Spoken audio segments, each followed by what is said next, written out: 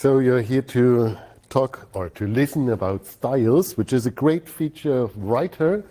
And most of you may know reports. These are from our support platform, ask.libreoffice.org. People who ask about styles, how to apply, how to work with it, why is my style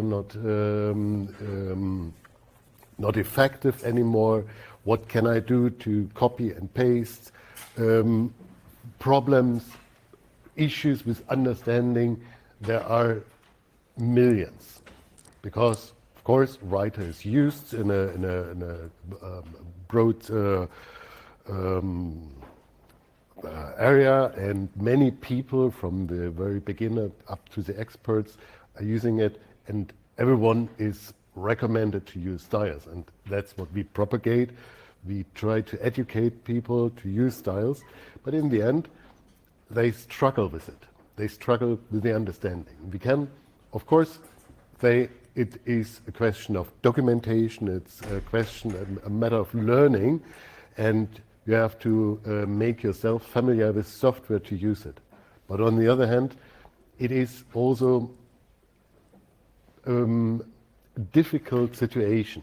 Reason here why people, or one reason why people don't understand is that the styles have some kind of hierarchy. You can define a paragraph style with a yellow background, a character style with red background, and put that on your text and add a direct formatting, and you get a completely different color. If this happens, people are confused, of course. So, what does it mean? We need a couple of requirements. How can we deal with it beyond good documentation, beyond education? One is we take Baxilla, the request from user, as a basis for what we need in the program, and one request that it's worth to discuss is a display of inherited attributes. If you use a style, inherit from a parent, then you get different attributes, and that has to be displayed in a proper way. I don't go through all the text. It's not so important. I just want to show that we have many tickets, many requests, enhancement requests, what to do. The identification, what is effective right now, is an important feature. Also the removal, if the style gets changes to the parent, you cannot remove any change. You just add on top more. If you use a certain font in the derived style, it is of course different, but setting it back to the style from the parent does not unset this property, this attribute. So if the parent changes, the changed one in the children will remain there. You need something to delete it, and the last one here is nesting character styles. That adds a little bit more complexity to the situation. Right now you can have one character style and apply a character style to the text, like say emphasize, to make the text in italic. The format allows to have more than one character styles. The request here, called nested character style, means more than one multiple character styles, so you can have a bold, italic, and underlined, all three different character styles to one part of the text. Putting all these together, in a nutshell, we have two requirements. Eve wants to get an overview of the formattings to understand the actual layout. Eve is our persona for the advanced user. And Eve wants to remove individual properties. That's all. Pretty simple. What can we do? Actually, we have something like this. The paragraph style has in the organizer tab an section what formatting this style contains in relation to the parent. Here in this case, text body, it is yellow and something else is set. And at this position, we can solve the removal problem easily. We can click on the X here at the text to remove the attribute. It is just one part of the game. I will not talk further about removal, but the idea here is taken into the actual proposal.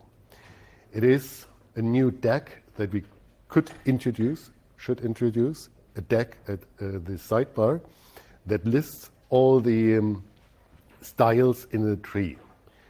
And starting with the topmost style, of course default, it would show only those attributes from the parent that have changed. It shouldn't be too many. In this case, font name, indentation, alignment, and so on. To avoid too many information on one side, I would suggest to collapse starting with a certain number. That means default with no parents would have all the attributes a style have listed, hundreds, or maybe not hundreds, but a lot.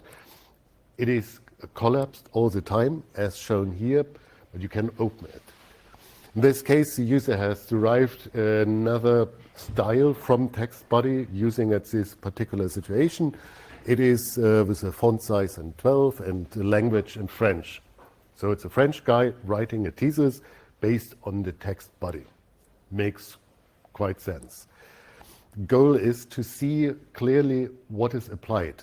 And it happens that you define attribute in one part of the game in the paragraph style here, text body, and override it with some other feature that you have. Font name, for example, is overwritten by the font name. And to cover this, the suggestion is to gray out those attributes that are changed in relation to the parent, so they have to get listed, but they do not apply to the current selection. The sidebar shows the situation at the cursor, so what is being focused is listed here.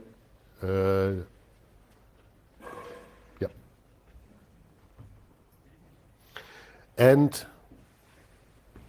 under character style, it's shown the example with multiple character styles. In this case, emphasize and strong emphasis is applied to the text, and you get more than one entry in the list. I think it's pretty clear and straightforward, and the goal is to, I hope it allows users to more easily understand what styles mean and what why a certain appearance happens right now. But it's just one part of the trouble. The other is that you not clearly know from the whole document what happens in all pages. Then you see only the style or the attributes at the cursor. You don't get an overview for the full document. The request here is a style indicator and document margin. People request to highlight direct formattings. That's the reason to look through all the document. You want to clean up the document and remove all the direct formattings. Maybe you want to see if all the text body style that you want to use, in the example before, the thesis text style, if you have applied it to really all the paragraphs. And reveal codes is an example from WordPerfect. In Word, styles you want to get an overview and change those styles that you mistakenly applied. That could be done later. First of all, I suggest to combine paragraph styles, these left-hand paragraph styles in the sidebar and character styles in sidebar are right now separated into two views with toggle buttons here on top. And you have to switch between paragraph style and character style. You don't see what's going on the other side. The proposal is to combine it into one sidebar, call it text styles, of course show the paragraph styles and the character styles together then as styles, and to expose the hierarchical view as a different kind of visualization and not a kind of filter. Right now we have a filter, show the hidden styles, show all applied styles, show only document styles, and so on. It makes not much sense to have a way to show it like the hierarchical view with all the filtering mechanism. That's to expose the hidden and hierarchical view into checkboxes, so you can always switch it on and off, and all the other filter go into the, or remain in the drop down. At the bottom, that's the interesting part here. You get one checkbox, show the, highlight the styles in the document. And that could look like this. Document margin receives a small bar with colored identification of the paragraph. Color corresponds to the small bar at the paragraph and character styles.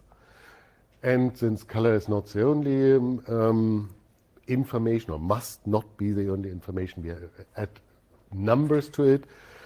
In the example, the tense applied style is you can or cannot read text body. It has a number 10 and is green, and you can see that the first, the third, fourth, fifth paragraph are formatted as a text body. It's written with 10 here and so on. Now we have the character styles. So far it was known, it's taken from an example is Word on Mac that shows the styles like this. But it lacks on character styles. Proposal here is to have a highlighting and a frame around a little bit larger than the actual font is to visualize that this part of the text has a certain character style. Here in this case, the 2 in front of it, this is a 2, corresponds to this 2, and the color should be also clearly visible to be yellow, and the emphasis here is orange. And last but not least, we have the direct formatting. Direct formatting here is done as yellow background with direct formatting. So we show a gray frame around this part of the text to indicate the direct formatting. By the way, these lengths could be also a quite interesting addition if someone is looking for a project. Sounds to me not too difficult to implement it. And it is very useful to have this such a feature. So, to summarize, Google Summer of Code is coming. It is a proposal to add a sidebar, a new deck in the sidebar, show the styles, the attributes from styles in the sidebar, and maybe another project to highlight in the document what is applied. That was my talk. Thank you for listening.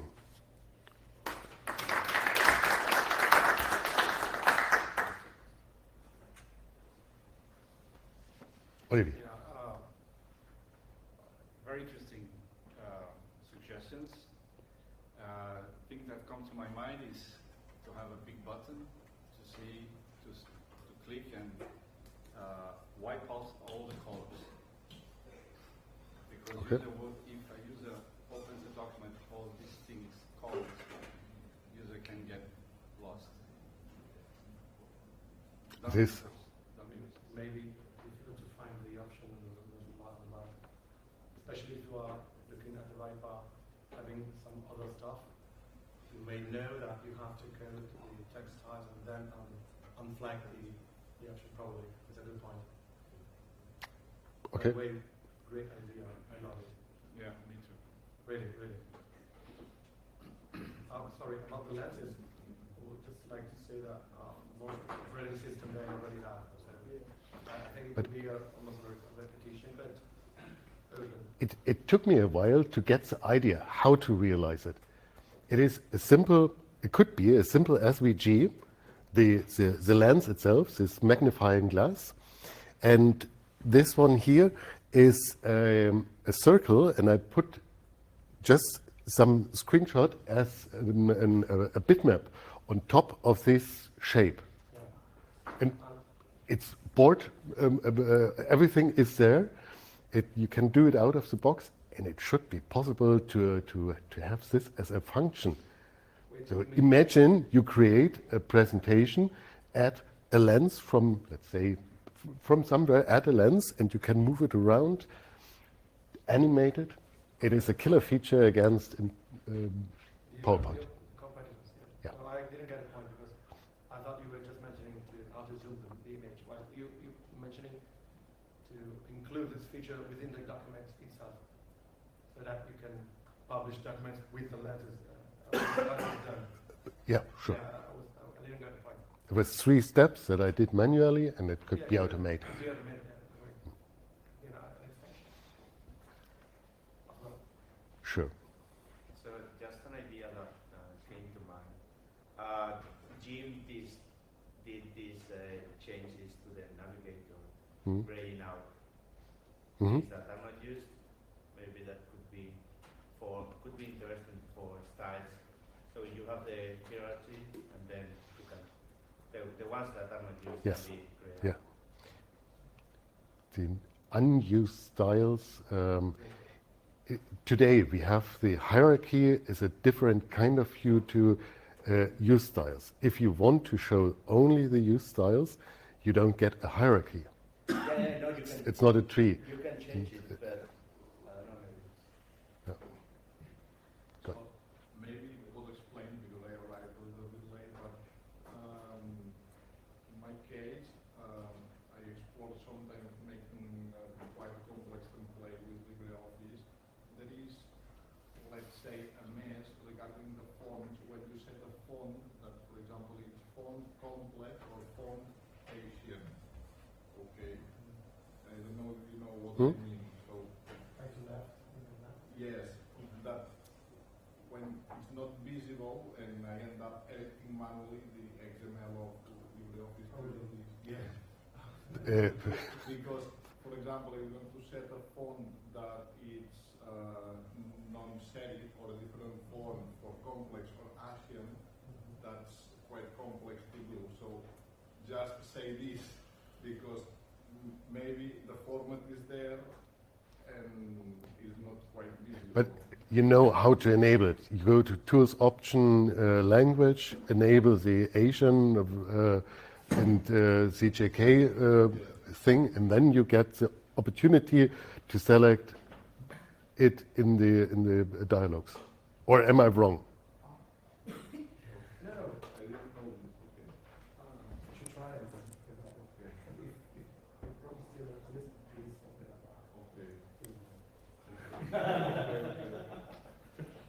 Maybe I got you wrong. No, I mean, it's like a lot of the idea of comparing the styles, okay, but it's, for example, if one style has this set and the other one has this not set, okay, it's not visually... Okay. If it's not something Chinese like in there, or something in Okay. how to handle this non-visible formatting that sometimes is there. At least in the XML I see there. But Okay. I don't have an answer. Sorry. no, Um, just I guess there are many corner cases, and we cannot solve everything with simple solutions. There was one point to discuss. One was conditional styles. You define some weird condition, and you get a different appearance depending on the variable that you set. Then there, hard to imagine that people really use it, but there are so many out, and it is being used. We need a way to show the conditional formatting. I would do it in the simplest way possible to realize it quicker. One option that comes to my mind is to have just a simple an icon with an information button next to this to the attributes that is changed by condition. Or so, just simple solution, or ignore it. The majority of users, I believe, benefit from a good feedback of applied styles, better feedback. I should use them first. Hopefully. Okay. No one else? So, thanks for listening.